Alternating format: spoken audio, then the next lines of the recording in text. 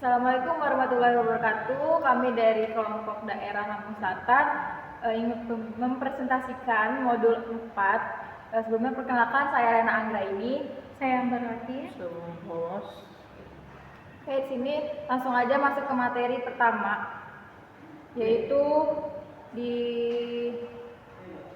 4.1 Purpose of the Physical Layer, yang dimana di sini lapisan pertama pada model OSI yang bertugas mengirim data dalam bentuk sinyal.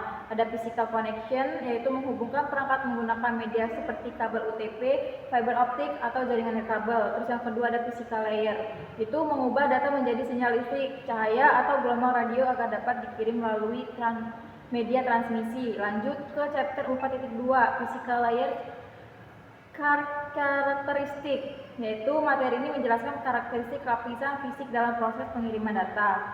Terus ada media transmisi, data dapat dikirim melalui kabel tembaga, fiber optik atau wireless. Terus bandwidth menunjukkan kapasitas maksimum media dalam mengirim data. Terus ada throughput, kecepatan nyata pengiriman data yang diterima pengguna. Terus ada latensi, waktu yang dibutuhkan data untuk sampai ke tujuan. Terus ada interface, yaitu sinyal dapat terganggu oleh medan listrik, gelombang radio, atau kondisi lingkungan sebagai kualitas komunikasi manual.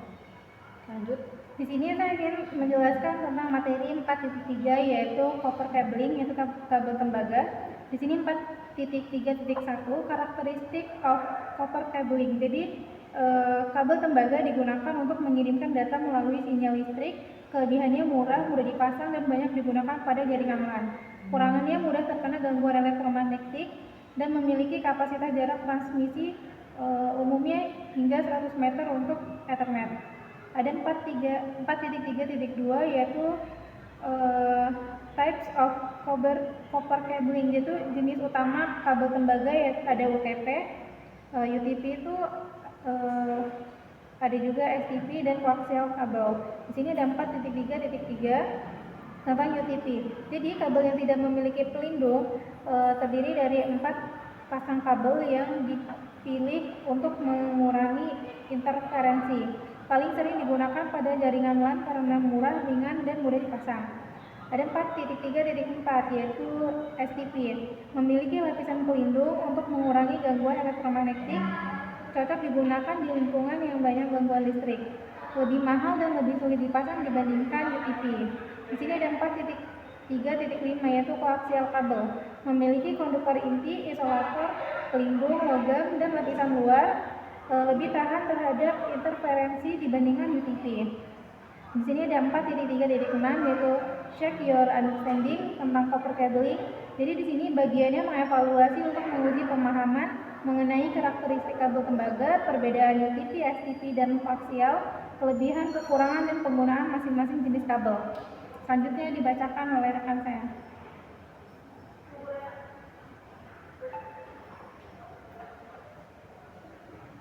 Selanjutnya saya akan menjelaskan materi 4.4, yaitu UTP cabling, yang dimana karakteristik UTP terdiri dari 4 pasang kabel tembaga berwarna yang dimiliki kabel ini tidak menggunakan pelindung selonding fisik untuk melawan gangguan EMI RFI, melainkan mengandalkan metode pembatalan connection dari medan magnet yang berlawanan pada pasangan kabel serta variasi jumlah pilihan tiap pasang kabel. Standar dan kategori kabel UTP yaitu mengikuti standar TIA dan EIA 568. Kategori kabel seperti CAT 5E dan CAT 6A menentukan kemampuannya dalam mendukung kecepatan transfer data saat CAT 5A adalah standar minimal, sedangkan CAT 6 direkomendasikan untuk instalasi gedung baru. Sekian.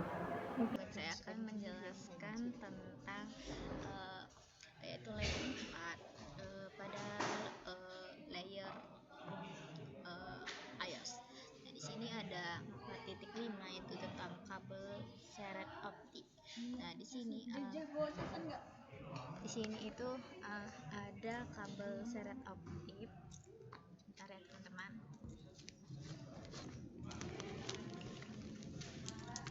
Oke. Nah, di sini ada memiliki satu itu ada sifat-sifat kabel sifat-sifat kabel seret optik. Nah, seperti yang telah dipelajari, kabel seret optik itu adalah jenis kabel lain yang digunakan dalam jaringan. Nah, karena harganya mahal, kabel ini juga tidak umum digunakan seperti berbagai jenis kabel tembaga. Nah, namun kabel ini juga optik memiliki beberapa sifat yang menjalankan pilihan terbaik dalam situasi tertentu.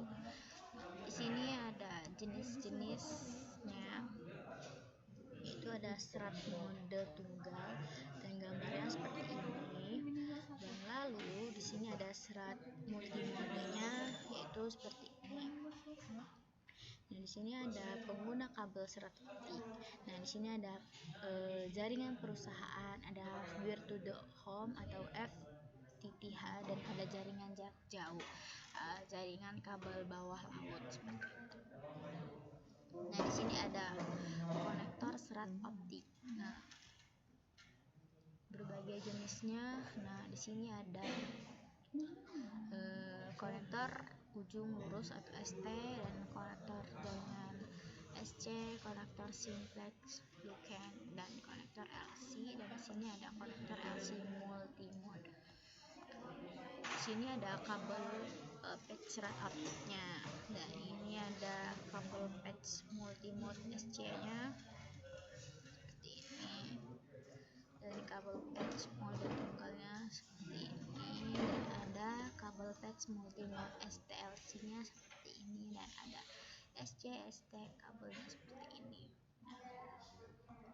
Lalu ada 4.6 itu serat optik versus tembaga seperti itu. Nah, mungkin itu saja ya teman-teman yang dapat saya sampaikan. Oke, boleh disampaikan dengan teman saya. Lanjut, di sini saya menjelaskan 4.6.1 itu sifat-sifat media nirkabel. Jadi media nirkabel membawa sinyal elektromagnetik yang merepresentasikan angka binar dari komunikasi data menggunakan frekuensi radio atau gelombang mikro. Media nirkabel menyediakan pilihan mobilitas terbesar dibandingkan semua media lainnya, dan jumlah perangkat yang mendukung nirkabel terus meningkat. Nirkabel ini menjadi cara utama pengguna terhubung ke jaringan rumah dan perusahaan. Pertama, area jangkauan, gangguan, keamanan, media bersama. 4.6.2 jenis-jenis media nirkabel. Itu ada pengkodean data sinyal ke radio, frekuensi dan daya transmisi, persyaratan penerimaan dan penguraian sinyal, desain dan konstruksi antena. Lanjut, 4.6.3 itu jaringan LAN nirkabel. Pertama, ada akses point nirkabel. Perangkat ini memusatkan sinyal nirkabel dari pengguna dan terhubung ke infrastruktur jaringan berbasis tembaga yang sudah ada seperti Ethernet. Router nirkabel untuk rumah dan usaha kecil mengintegrasi fungsi router, switch, dan akses point ke dalam satu perangkat, seperti yang ditunjukkan pada gambar ini. Lalu ada adaptor NIC nirkabel. Selanjutnya, manfaat teknologi komunikasi data nirkabel itu sangat jelas, terutama penghematan biaya pemasangan kabel di lokasi dan kemudahan mobilitas host. Administrator jaringan harus mengembangkan dan menerapkan kebijakan dan proses keamanan yang ketat untuk melindungi WLAN dari akses dan kerusakan yang tidak sah.